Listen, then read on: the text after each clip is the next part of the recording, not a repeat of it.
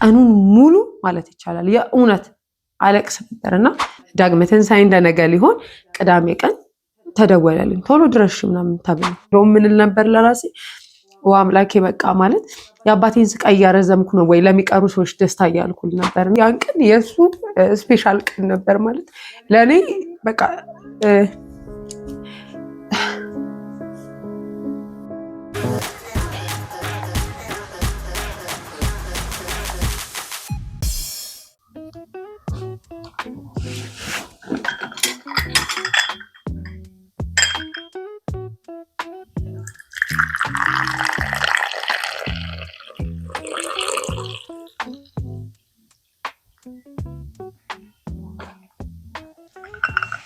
ሰላም እንዴት ናችሁ?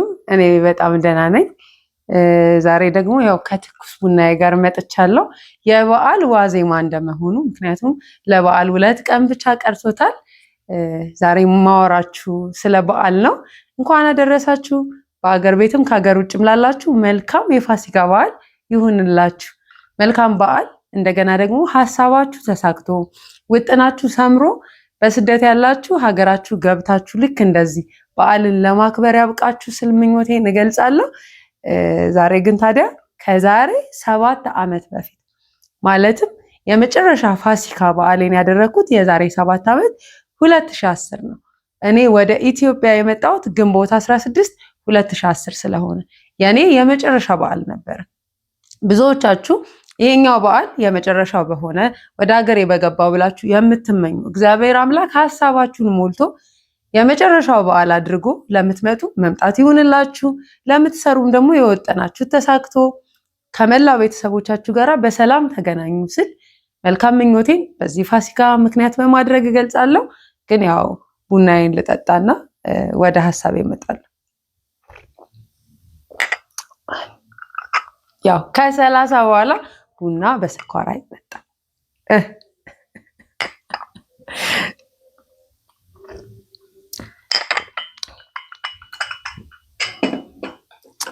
ዛሬ ፋሲካ በዓል የዛሬ 7 ዓመት የፋሲካን በዓል በሊባኖስ ቤሩት ሳከብር የመጨረሻ በዓሌ እንደነበር አላውቅም። እንደነገርኳችሁ እኔ የመጣሁት ራንደም ነው፣ ድንገት ነው የመጣሁት ተነስቼ ወደ ሀገር ቤት እና ለእኔ የመጨረሻው በዓል እንደነበረ ጭራሽ አላውቅም።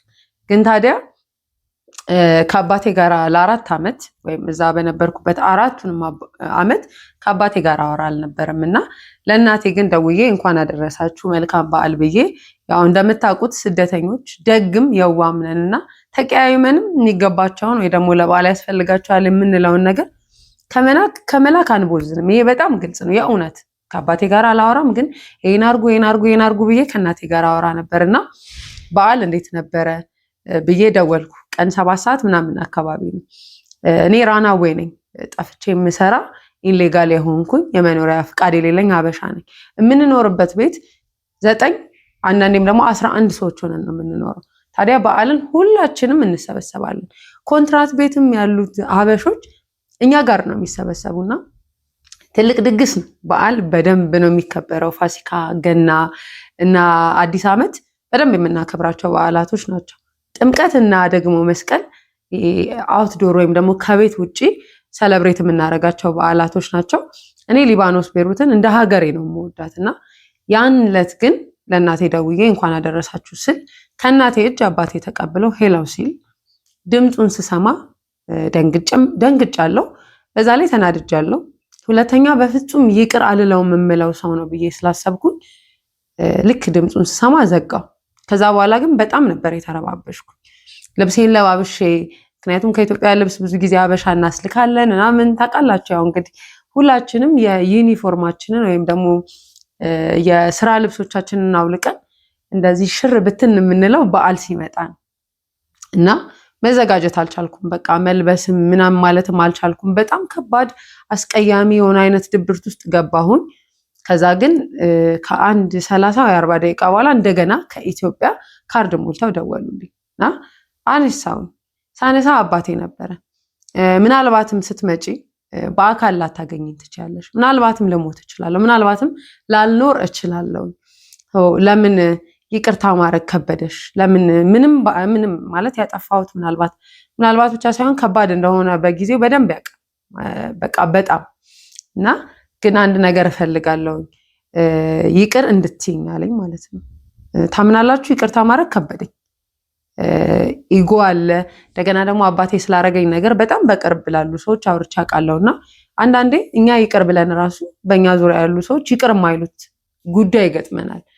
እኔ ግን ስልኩን የዘጋሁት ላስብበት ብዬ እና አሁን ላይ ሁሌ ወደ አእምሮ የሚመጣ የምር እሱ እንዳለው ወደ ሀገር ቤት ሳልመጣ እግዚአብሔር ሳይረዳኝ በአካል ሳላገኘው ይቅርታ ሳንባባል አርፎ ቢሆን ኖሮ አላቅም። ፋሲካን ሳስብ የማስበው ከባድ ፔን ነው። በዓልም አይደለም አድርጌ የሚቀበለው። ምክንያቱም አንዳንድ በዓሎች ከባድ ሀዘን የምናሳልፍበት ከባድ ጊዜን የሚያስታውሱን ይሆናሉ እና ከዛ በኋላ ግን ጓደኛዬ ወደ ኢትዮጵያ መሄድ እፈልጋለሁ ስትል እህቷ መሄድ አለባችሁ ብላ ስትለን ተነስቼ ወደ ሀገር ቤት ግንቦት 16 መጣሁ። ግንቦት 16 ከመምጣቴ በፊት ግን ያንን ፋሲካ ለምን አባቴን ይቅር ማለት ከበደኝ ብዬ ምናልባት ቀኑን ሙሉ ማለት ይቻላል የእውነት አለቅስ ነበር እና በዓላቸውን ረበሽኩ። አንደኛው ክፍል ገብቼ ሳለቅስ እኔ እያለቀስኩ እነሱ ማክበር ዶሯቸውን እዛው ነው አይብ የምንሰራው ታውቃላችሁ። አይዋቸውን፣ ዶሯቸውን፣ ክትፏቸውን አዘጋጅተው እንደገና ፎቶ ወደ ኢትዮጵያ እንልካለን፣ ቪዲዮ እንልካለን፣ ፖስትም እናደርጋለን። ሰው በዓልን እንዲህ ነው ከሀገር ውጭ ያከበርን ምናምን እንላለን እና እኔ እንደውም ፋን አይደለሁም ማለት የበዓል አድናቂ ጭምር አይደለሁም እና ግን ሀገር ቤት ከመጣው የምነግራችሁ 7 ዓመት በላይ እዛ የነበረው የ4 ዓመት የበዓል አካባቢ በጣም ለየት ያለ ነበርና በዓላቸውን ላለመረበሽ ፋሲካን በጥሩ መንገድ እንዲያሳልፉ ውስጥ ገብቼ ለረጅም ሰዓት አለቅስ ነበርና አንዳንዴ እያለቀስን ስንቆይ ሊያጽናኑን የሚገቡ ሰዎች ራሱ ለማልቀሳችን ሌላ ምክንያት ይሆናል። ማለት ገብተው ታይ በቃ ያልፋል፣ ይሄ ግድ የለሽም ምንም ቢያረግሽ ምናምን ይሄ አለ አይደል እኛን ሊያጽናኑ የሚጠቀሙ ቃላቶች እኛም የበለጠ ደግሞ እየነካኩ የሚያስለቅሱ አንዳንድ ደግሞ ሰዎች አይጠፉም። ማለት በጊዜው ምንድነው አትረብሽ፣ በዓል ሲደርስ የሆነ ነገር አታጭ። ያው ገና ላይም አዲስ ዓመት ላይም ሀፍን ያደረገ ነገር ነበር እዛ ያለውና ሁሌ በዓል አታጭ፣ ምክንያት እንኳን ብታጭ ልክ እንደዛሬው ያለ ምክንያት ታለቅሻለሽ ብለውም በጣም የተቆጡኝ ደስ በማይልም ቃል የተናገሩ ታላላቆቼ በአንድ ቤት የምንኖርም እንደ እንግዳነትም የመጡ ሰዎች ነበሩና ሰዎች እኔን ለምን አይረዱኝም ለምን አልተረዱኝም ብዬ ደግሞ የባሰ ሌላ ሰዓት እየጨመርኩ እያለቀስኩ ነበር የቆየሁትና ወደ ሀገር ቤት ግን ከመጣው በኋላ ለአባቴ የምር ይቅርታ አድርጌለታለሁ። ምክንያቱም እንደመጣው ፎርጊቭ ማድረግ ይቅርታ ማድረግ ከብዶኝ ነበር። በነገራችን ላይ ይቅርታ መስጠት አይደለም ማለት እኔ ለምሳሌ ስመጣ ለአባቴ ስልክ፣ ሱፍ፣ የሆነ ነገር፣ ሰዓት፣ ጌጣጌጥ ብቻ የሆነ ነገር ማንኛውም ልጅ ለወላጅ እንደሚያደርግ ይዤ መጣው ማለት ለአባቴ ይቅርታ አድርጌያለሁ ማለት አይደለም። ይቅርታ እንደውም ነፃ ነው፣ ምንም የማንሰጥበት ልባችንን ግን የምር ክሊር የምናደርግበት ነው ለኔ። ምክንያቱም ሁልጊዜ እኔ እንደምለው ይቅርታ ከምንም ቀደም ብሎ አንድ ሰው ውስጥ ቂም ካለው ክፉ ነገር ካለው መጀመሪያ ሰዎች መርዝ ሲጠጡ ሕክምና ከመድረሳቸው ሜዲኬሽን ከመሰጠቱ በፊት ሁልጊዜ በባህላችን የሚደረግ ነገር አለ። እሱም ምንድነው? ወተት ይሰጣል፣ ማርከሻ። ለእኔ ይቅርታው ማርከሻ ነው። ከዛ በኋላ ያለው ሜዲኬሽን ወይም ደግሞ ማርከሻውን ከወሰደ በኋላ ያ ሰው ሆዱ ሊጠረግ ይችላል፣ ሌላ ተጨማሪ ሕክምናዎችን ይወስዳል። በቃ ወተት ጠጥቷል፣ ቮሚት አድርጓል ወይም አስመልሶ ያ መርዝ ወጥቷል ብለን አንተወው። ተከታታይነት ያለው ሕክምና ይወስዳል። ለእኔም ይቅርታ እንደዛ ነው። ይቅር እንባባላለን ውስጣችን ያለውን ነገር እንደ ቮሚት ካወጣም በኋላ በወተቱ ከዛ በኋላ የምንተካከምበትን ጊዜ እንሰጣለን። ምናልባት ይቅርታ ያደረግንላቸው ሰዎች የምር ይቅርታው እነሱ ጋር ወርዝ የማያደርግ ቫሊዩ የማይሰጠው ከሆነ ራሳችንን ሙቭ ኦን እናደርጋለን ወይም እናጠፋለን ራሳችንን ከዛ ቦታ። ግን ከዛ በፊት ይቅርታው እንደሚቀድም ነው የሚሰማኝና መስጠት፣ ማውራት፣ መነጋገር፣ ፈገግ ማለት ምናምን ይቅርታ እንዳልሆነ የገባኝ ለአባቴ ስልክ ይዤ መጥቼ ሰዓት፣ ሱፍ ምናምን ሱቶች ምናምን አምጥቼለት ግን ልቤ ይቅር አላለው። ቤታችን መጥቼ የቤት ቀለም ሶፋ ምናምን ቀይሬ ግን ቅያሜ እንዳለ ነው። በጣም ይሄ በቀል እልህ ምናምን ውስጥ ያለ ምንም ነገር አልጠራም ነበር። በጣም የሚገርማችሁ ግን የምር አባቴን ይቅርታ ሳደርግለት ግን ምንም አልሰጠውም። በሱ ቦታ ካሳ ማለት የሚታይ ይኸው አባቴ በቃ ይቅርታዬን ተቀበል ብዬ ለይቅርታው ዋጋ ይሆናል ብዬ የምለውን ምንም ነገር ግን አልሰጠም። ስለዚህ ይቅርታ ራሱ ውድ ነው። ተጨማሪ ሊያሰጥ የሚችል ነገር የለም። በእኔ እምነት ነው ማወራችሁ እና በዚህ መሀል የተጣላችሁ፣ የተቀያየማችሁ፣ ያኮረፋችሁት ሰው እንኳን ካለ አገር ቤትም ይሁን በዙሪያችሁ ይቅርታ ብላችሁ ለፉ። በዓልንም ምክንያት አድርጋችሁ ጾምንም ምክንያት አድርጋችሁ አዘቦትም ቀን ይሁን ለይቅርታ ጊዜ አትስጡ። ማለት ላስብበት አትበሉ በፍጹም። እግዚአብሔር አምላክ እኛን ይቅር ለማለት ላስብበት ብሎ ጊዜ ወስዶ አያውቅም። መንፈሳዊ ላረግ ፈልጌ አይደለም፣ ግን ደግሞ ብዙ ጊዜ ይቅርታ መንፈሳዊ ከሆነ ነገር ጋር ይገናኛል። ሙስሊምም ብትሆኑ በሃይማኖታችሁ ኦርቶዶክስም ፕሮቴስታንትም፣ ይቅርታ ግን በየትኛውም መምህራን በየትኛውም አስተማሪዎች ሊመከርና ሁልጊዜ የሚነገር ነገር ነው። እኛ ደግሞ ልንኖረው ይገባል። ታዲያ በእኔ ቤት ከኖር ነው እንጂ ከተማር ነው አናወራም። እኔ አባቴ የምር ይቅርታ ሳረግለት ብዙ ነገሮች ነው የተስተካከሉት። ብዙ ነገሮች የተስተካከሉ ስል የምር ለአባቴ ያለኝ ይሄ ልጅ እያለው ሕፃን እያለው አባቴን በምወደው አይነት መውደድ ነው የወደድኩት። ታዲያ ከመጣው ከ6 ዓመት በኋላ ማለትም የዛሬ ዓመት ወደዚህ ላስጠጋችሁና ምክንያቱም በመሃል ስለ ይቅርታ ካወራው አንድ ሌላ ቪዲዮ ያስፈልገዋል። ስለ አባቴ የካንሰር ሕክምና ካወራን ሌላ አንድ ቪዲዮ ያስፈልገዋል። በዛ መሃል ስለተፈጠሩ ስራዎችና ስለተከፈቱልኝ በሮች ካወራንም ሌላ ቪዲዮ ያስፈልጋል። ዛሬ ታዲያ የተገናኘ ነው የበዓልና በፋሲካ በዓል የነበረኝን የዛሬ 7 ዓመት የነበረኝን ነገር ነግሬያችሁ ወደ ዛሬ ዓመት ላመጣችሁ ስለፈለኩኝ ነው። የዛሬ ዓመት የፋሲካ በዓል ከመድረሱ በፊት ልክ ጾም ሲገባ አባቴ በጣም ታመመ። ማለት አባቴ ካንሰር ታማሚ ነው። 3 ዓመት ነው በካንሰር የቆየው። ታዲያ የዛሬ ዓመት ጾም ላይ ግን በጣም ነበር ያመመው። ኬሞንም ሰርቫይቭ ማድረግ አልቻለም።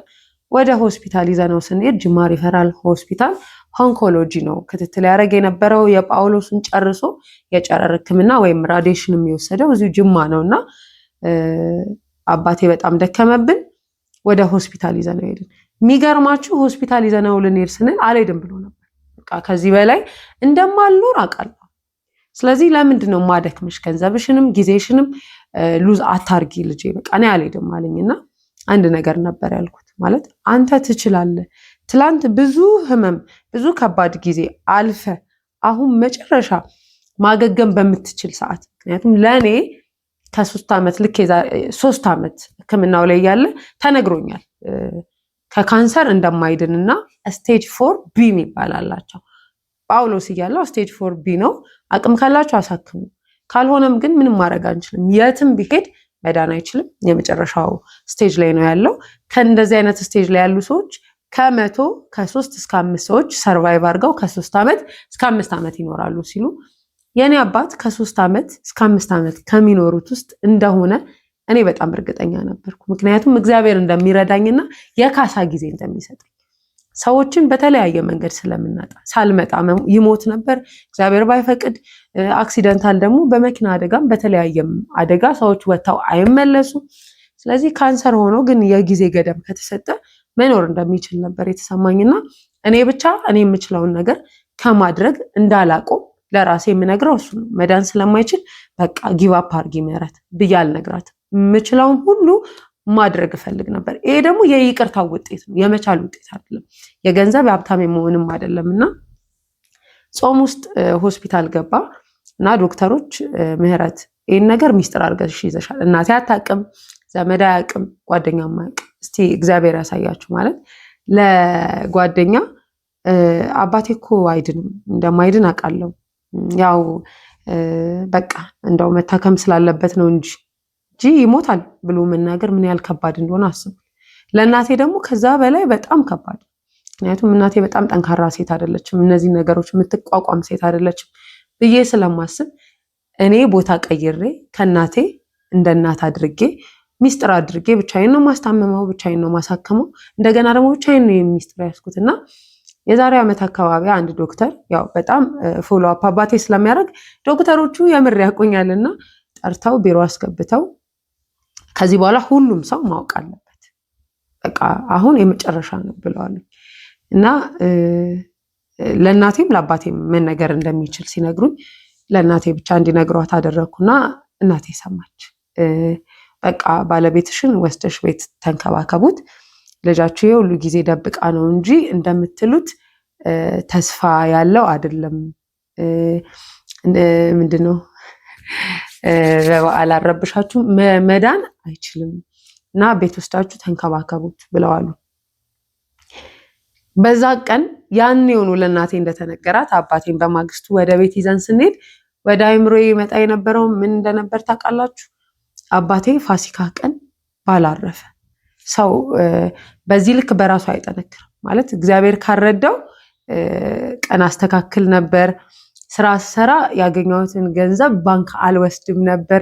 ምክንያቱም አባቴ ምን ይላል መሰላችሁ? እኔ መጀመሪያ ሴት ልጅ ነኝና ለቅሶ ሄዶ ሲመጣ ዘንድሮ ይሄ ልጅ ባልተወለደ፣ የዘንድሮ ልጅ ባልተወለደ፣ እንደዚህ አባቱን ወስደው እኮ ጫካ እንትን ውስጥ ጥለው መጡ ማለት አፎርድ ማድረግ መክፈል የማይችሉ ሰዎች የሚቀበሩበትን ቦታ፣ ሀብታም ሰዎች ስለሚቀበሩት ቦታ፣ እንደገና ደግሞ ለቀብራቸው የሚዘጋጀውን ነገር ያወራል እና ታውቃላችሁ እኔ ውስጥ ነበረ ማለት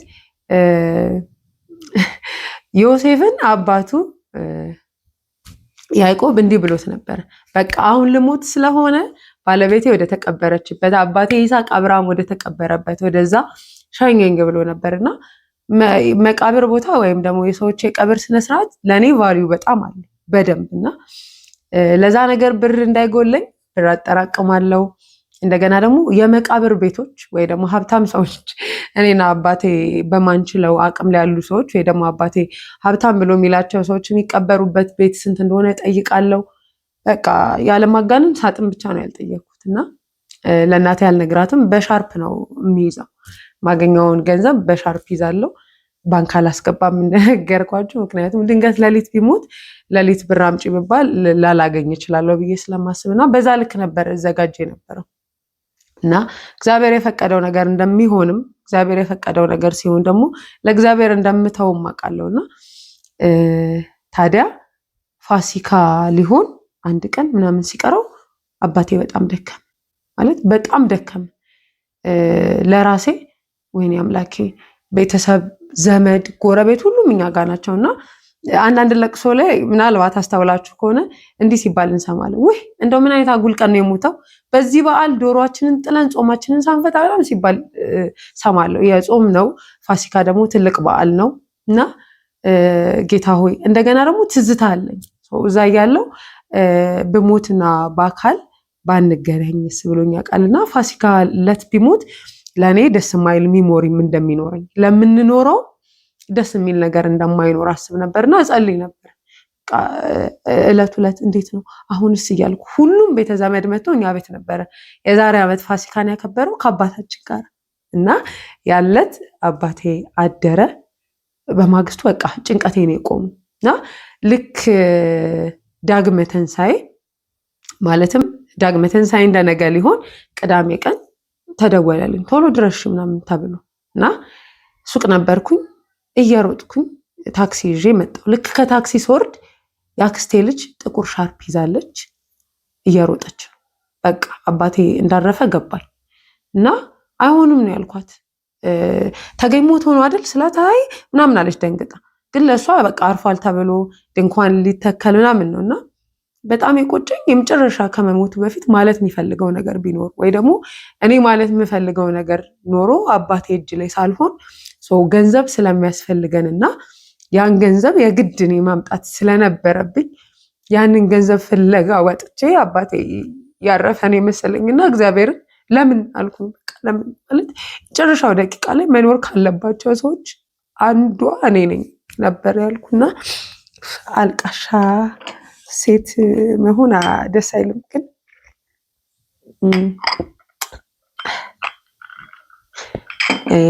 የባል ቪዲዮ እንዲሰራል አይሰራም ግን ይጠቅማቸዋል እና የአክስቴ ልጅ ተከትዬ የገባው ልክ እኔ ግቢ ስገባ ብታምኑም ባታምኑ ምክንያቱም ይህ ቪዲዮ የቅርብ ሰዎችም ስለሚያዩ አባቴ ትንፋሹ ተመለሰ በህይወት አለ እና አውቃለሁ አልኳቸው። እንደሚኖር አውቃለሁ። በህይወት መኖር ግዴታ ነው። እኔ መኖር መቻል አለብኝ ብዬ ነው የገባውና ብዙ ሚስጥር የተለማመድኩበት ብዙ ዋጋ የከፈልኩበት ነው የአባቴ የ3 ዓመት ጊዜ ብዬ ነው ያልኩኝና ገባው። አባቴ በህይወት ነበር። ዋለ አደረ፣ እሁድ ሆነ። ማለትም ዳግመ ትንሣኤ። ታዲያ ዳግመ ትንሣኤ ቀን ግን እኔ በጣም ሹር ነበርኩና ሰዎች መጥተው ገበናችንን እንዳያዩ የቆሸሸ ነገር እንዳይኖር ብዬ መጋረጃ አወርዳለሁ፣ የሶፋ ጨርቅ አወጣለሁ። ነው ማንም ሰው እንዲያግዘኝ አልፈልግም ነበር። ማንም ማዕት ሰው ነው ቤት ያለው። ሳሎን ሶፋ እያስጠጋውኝ ቤት አጸዳለሁ። መሬቱ ላይ ምንም ቆሻሻ እንዳይኖር ግድግዳ አጸዳለሁኝ እና ደንግጠዋል ሁሉም ሰዎች። እና ልብሶች ይዤ ወጥቼ የሶፋ ጨርቅ ምናምን አጥባለሁኝ እና ወገቤና ስሬ በጣም ነበር ማለቅሰው። ማንም እንዲያወራኝ አልፈልግም። ያውቃሉ ባህሪዬንም እና ማንም ሰው ምንም ነው የማያወራኝ። ብቻዬን ነው የምጨምቀው፣ ብቻዬን ነው የማስጠው። የሆነ ኢነርጂ ከውስጤ ሲወጣ ማለት የሆነ ሰው ቻው ያልኩ በቃ አባቴ የሞተ እንደሆነ ውስጤ በጣም እርግጠኛ ነበርና መጋረጃዎቹ እንዲደርቁ ቶሎ እንትን ፀሐይ ወዳለበት የሶፋ ጨርቁ ምናምን አደርግ ነበር። ሶፋ እያስጠጋው መስታወቱ ፍሬንች ምንም የሚቀረኝ ነገር የለም። በቃ ሳጸዳ አንሶላዎቹ ምናምን። ከምሽቱ 4 ሰዓት አካባቢ ሁሉም ሰዎች ተሰበሰቡ። አባቴ በጣም ደከመና እናቴ 2 ወንድሞች አሉኝ ከኔ ታናናሽ። 2 ወንድሞቼን ጠራች። አንድ ወንድም አለኝ አዲክሽን ውስጥ ያለ፣ ሌላ ጊዜ እናወራለን። አባቴን በጣም ኬር አላረገውም ብላ ስለምታስብ እንዳይረግመው ወንድሞቼን ከኔ ጋር 3ታችንን እሷ ሆና ሳር ከግቢያችን ወስዳ፣ ከዛ በፊት እንደዛ ነገር ስታደርግ ለሰዎች አውቃለሁ። ምክንያቱም በጣም ያስቀየሟት ሰዎች ታመው አንቺ ይቅርታ ማድረግ አለብሽ ተብላ ሳርና ውሃ ይዛ ይሄ ምንድነው ይሄ ማርጠብ እኔ ይለምልም በቃ ሰላም ይሁን ምናምን ነው የሳሩና የውሃው ትርጉሙ። ውሃው ሲደፋ ደግሞ ቂሜን እንደዚህ ደፍቻለሁ አይነት ነገር ነው እና የነገረችኝን ነው ማለት። ይሄ ሎጂክ ያስኬዳል አያስኬድም አላውቅም፣ ግን በእኛ ቤት ሰርቷልና ውሃ ይዛ መጣች። 3ቱን ልጆቿን ያዘች። የአባታችን እጅ ከተተች። ሌሎች ሰዎች ነበሩ። በቃ ይቅር ብለንሃል፣ አንተም ይቅር በለን ነው ያለችው። እና በቃ የይቅርታን አቅም ያየሁበት፣ እግዚአብሔር ደግሞ የጠየቅነውን የማይከለክልበት ማለት ፋሲካ በሰላም ስላለፈ ለእኔ የሆነ ረዥም ዓመት እንደተጨመረለት ሁላ እንዲሰማኝ። እንደውም ምንል ነበር ለራሴ አምላኬ በቃ ማለት የአባቴን ስቃይ እያረዘምኩ ነው ወይ ለሚቀሩ ሰዎች ደስታ እያልኩል ነበርና እጃችንን ውሃ ውስጥ ከተትን። አባቴን ተሰናበት ነው፣ ግንባሩ ላይ ሳምኩኝ፣ ወጣው፣ አረፈ። መኝታ ቤቱ ተዘጋ እና ከዛ በኋላ ግን እኔ ነበርኩኝ የአባቴን የትውልድ ጊዜ የነገረኝን ወስጄ ሙሉ ስሙን ጽፌ እንደገና የእግዚአብሔር ፈቃድ እንደሆነ ጥቅስ ጨምሬ ለገዛ ጓደኛዬ ማተሚያ ቤት ለሚሰራ አባቴ አርፏል፣ ነገ መኪና ላይ የሚለጠፍ ባነር፣ ግቢ ውስጥ የሚለጠፍ ባነር እንደዚህ ሳይዝ በእንደዚህ ሳይዝ ብዬ ጻፍኩለት እና ምናልባት የመጀመሪያ ሰው ልሆን እችላለሁ አባቷ አርፎ ይሄን የምታረግ። ምክንያቱም እናቴ ደነገጠች፣ ወደቀች ምናምን በቃ ሁሉም ሰው እሷ ላይ ተሰበሰበ። ያ ማለት በእንደዛ ሁኔታ እኔም ብደነግጥ እኔም ደግሞ የሆነ ነገር በሆን ሰዎች እኔ ጋር ይረባረባሉ። ሰው የአባቴን ጉዳይ የአባቴን ቀብር የሚያስፈጽምልን ሰው አይኖርም ማለት ነው እና አባቴ በቁም እያለ ያወራቸውን ግን ደግሞ በዘመኑ የመጀመሪያ ልጅ እንደመሆኔ ቆሞ አልዳረኝም ማለት ሙሉ ሱፉን ለብሶ ብሉልኝ ጠጡልኝ ዛሬ የልጄ ደስታ ነው አላለም። አላስመረቀኝም።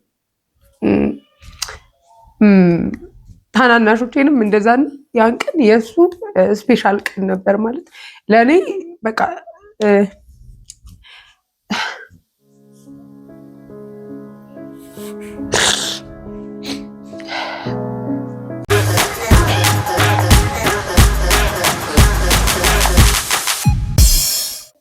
ይቅርታ የኔ ነገር እንግዲህ ትምህርቱን ብቻ ውሰዱ። እንደኔ ኢሞሽናል የሚሆን ሰው ያለ አይመስለኝም። ሆናለሁ እንደዚህ በጣም ተጠናክሬ ነበር ላወራችሁ አስቤ የገባሁት፣ ግን እንደማልችል ገብቶኛል። ያው አልችልም፣ ይቅርታ አድርጉልኝ እና ለጓደኛዬ ላኩለትና ባነር እንዲሰራ በትልቁ አዘዝኩኝ። ከዛ በኋላ ግን የሚቀበርበት ቤት የት እንደሚሆን የሚቀበርበት አስክሬን ወይ ሬሳ የምንለው ደግሞ የሚሄድበትን መኪና ሳይቀር እኔ ነበርኩ የምመርጠው ማዘጋጀው። ጓደኛዬ ጋር ምደውለው መጣች ጓደኛዬ እና መኪና እንድታዘጋጅ እንደገና ደግሞ የቀብር ቦታው እንዲሆን እና ገንዘብ ስጠይቅ እንዲህ ከቋጠርኩት ነው የማወጣው። የጎደለኝን እሷ ጋም ያክስቴ ባል ጋር ምናምን ጠያየኩኝ። ምክንያቱም እንደምንጠብቀው አይደለም ሀዘን ሲመጣ ደስታ ፕሮግራም አድርገን ነው የምንጠብቀው። ምክንያቱም የሆነ ነገር አዘጋጅተን የምንጠራቸውን ሰዎች ራሱ አውቀን ነው እኛ የጠራናቸው ሰዎች ናቸው የሚመጡት። ምናልባት አልፎ አልፎ ድንኳን ሰባሪ ነው የሚያጋጥመን። ሀዘን ላይ ግን እንደዛ አይደለም። ጭራሽ ማናቃቸው ማያውቁንም ሰዎች ጭምር የሚገኙበት ነው ሀዘንና በጣም ብዙ ሰዎች እኔን ለማጽናናት ምክንያቱም የታለች ልጅቷ የታለች ነበር መባለውና እኔ ስራ ላይ ነበርኩ። ልክ የቀብር ስነስርዓቱ ሲያልቅ ያን ጊዜ ነው ይሄ ያለቀስኩት ማለት የምችለው የእውነት። ምክንያቱም በቃ አለብኝ ኃላፊነት አለብኝ። የአባቴ ለቅሶ ልክ እንደ ሌሎች ሰዎች ለቅሶ ያማረ ለቅሶም ለካ ያማረ ያላማረ የሚባል እንዳለ የገባኝ እንዲህ ትልቅ ከሆንኩ በኋላና አባቴ ሲታመም አባቴ ታሞ ደግሞ የሚናገረው ንግግር ለምሳሌ እናቴ ልክ አባቴ ካንሰር እንዳለበት ስትሰማ ካንሰር ስንሰማ 6 ወር 5 ወር ብቻ የሚያቆይ ስለሚመስለን ወዲያው ያለች ወይኔ በቃ ተዋረድኩኝ። ይሄ እንዴት ልጆቹን አሳድጋለሁ ከዚህ በኋላ ብቻ አይደለም ቤታችን ከዚህ በፊት እንዳወራሁት በጣም ጎርፍ ይገባል። እንደገና የምንቀመጥበት የለንም፣ ፍራሽ የምናረግበት የለንም፣ ቆንጆ አምሶላ የለንም፣ ቆንጆ ኮንፈርት የለንም፣ ቆንጆ ጋቢ ለምኔ ወይም ጋቢም የለንም እና እግዚአብሔር ያን ጊዜ አሳልፎ በጣም ከሚገርም ቤት በጣም በህይወቱ ገናን ነው በነገራችን ላይ አባቴ ቤቱን ያስመረቀው ወይ ደግሞ እዛ አዲሱ ቤት የገባው ከቆንጆ ቤት ግን ሳይኖር ምክንያቱም እንደማይኖርበት ማውቀው እኔ ብቻ ነኝ። ግን አላማዬ ምንድነው በምድር ላይ ያለ በህይወቱ ማሳካት የከበደውን ነገር በጣም ብዙ ጊዜ በሀዘናችንና በደስታችን ገመናችንን ሊያወጡ የሚመጡ ሰዎች አሉና ለቅሶ ጊዜ ሰዎች በጣም ከመገረማቸው የተነሳ የታለች ግን ልጅቷ ሲሉ እቹት ምናምን ሲባል ወይ እቺንማ አውቃታለሁ ይሉ ነበርና እግዚአብሔር ይመስገን ያደረኩትን ነገር አይተው እኔን ሳይሆን እኔ በጣም ነው የማንስባቸው። የሆነች በጣም ግሬስ ያላት ወፍራም ብዙ ወርቅ ያረገች ሀብታም ምናምን ድልቅቅ ላይ ተቀመጠች እንደዛ አልነበርኩም። ቀዳዳ ሽቲ ያረገች ምናምን እንግዳ የምታስተናግድ እንደዛ ነበርኩና ያ ሁሉ ነገር አለፈ። አባቴም የቀብር ስነ ስርዓቱ አለፈ። እኛም ወደ ቤት ተመለስን። የምችላቸውን በአቅሜ ማድረግ አለብኝ ብዬ አባቴ ቀና ብሎ ቢያይ ይደሰታል ብዬ የማስባቸውን ነገሮች እንዳለ ስላደረኩኝ እንዳልጸጸት ከመሆኑ የተነሳ ሰዎች ይመጡ ነበር ማለት መተው ሲያለቅሱ በቃ ልፋትሽ ምናምን ሲሉላ እናደዳለሁ። የኔ እጅ ምንም የለበት። እግዚአብሔር ክብሩን ይሰድ ማለት ስንኖርም ስንሞትም ሚሽናችንን ጨርሰን ነው የምንሄደው። እግዚአብሔር በእኛ ላይ ያስቀመጠውን ነገር አድርጎ ነው። ግን ጸጸት የለብኝም። ዛሬ አንድ ምርቃት ልመርቃችሁ። ከሀገር ውጭ ያላችሁ ቤተሰብ የምትናፍቁ ውጭ ሆናችሁ የምታሳክሙ እነሱ ከመጡ ማን ያሳክማል ብሩ እነሱ ካላኩ ሕክምና ይቋረጣል ተብላችሁ እዛ ይቀራችሁ እውነት አንድ የልቤ ምርቃት ልመርቃችሁ። ያስታመማችሁት ሰው በእጃችሁ ላይ ይረፍ። በፍጹም ከሞተ በኋላ መቃብሩን አሳዩኝ የምትሉ አትሁኑ። እግዚአብሔር አምላክ በአይነ ስጋ ከመላው ቤተሰቦቻችሁ ጋር በሰላም ያገናኛችሁ። ለእናንተ ለእኔ ትንሣኤ ነው ይሆናል። እግዚአብሔር አምላክ ፋሲካን ሳስብ አሁን በሀዘን በለቅሶ አይደለም የእውነት አሁን ለእናንተ ስናገር ኢሞሽናል ብሆንም ግን ዕለት ዕለት ፋሲካ አባቴ አርፎ ቢሆን ኖሮ ዛሬ ዓመቱ ነው። እመኑን በዚህ ሰዓት ቁጭ ብዬ ለእናንተ የመልእክት አላስተላልፍም ነበር። ስለዚህ ሁላችሁ እግዚአብሔር አምላክ በአገርም በአገር ቤትም ከሀገር ውጭም ያላችሁ መጥፎ ዜናን ከጆሮአችሁ ያርቅላችሁ፣ ጥሩም መስማት ይሁንላችሁ። ያሰባችሁት ያለማችሁት ይሳካላችሁ። የወለዳችሁትን ሳሙ፣ ቤተሰቦቻችሁን አሳርፉ። እግዚአብሔር በእናንተ ያሰበውን በእናንተው ይፈጽም። እናንተ የጀመራችሁት በእናንተው ይጠናቀቅ። ከሀገር ውጭ ያላችሁ አረብ ሀገር ላይ የምትገኙ እንደኔ እኔ ስደተኛ እህታችሁ ነኝ። እግዚአብሔር እናንተን የምትፈልጉትን ነገር የጠየቃችሁት ነገር ተመልሶ ጥያቄ ተመልሶላችሁ ወደ ሀገራችሁ መግባት ይሁንላችሁ። ወደ ሀገራችሁ ስትገቡ ሲሸኟችሁ ከነበሩ ሰዎች ወዳጅ ዘመድ፣ ቤተሰብ፣ እህት፣ እናት፣ አባት ሳይጎል መገናኘት ይሁንላችሁ። በጣም ነው የምወዳችሁ። መልካም በዓል ባይ። እወዳችኋለሁ። እኔ ቤት ከተማርኩት ሳይሆን ከኖርኩት ነው። ሰብስክራይብ እና የደውል ምልክቷን መጫን ግን እንዳይረሳ። እወዳችኋለሁ። መልካም የፋሲካ በዓል።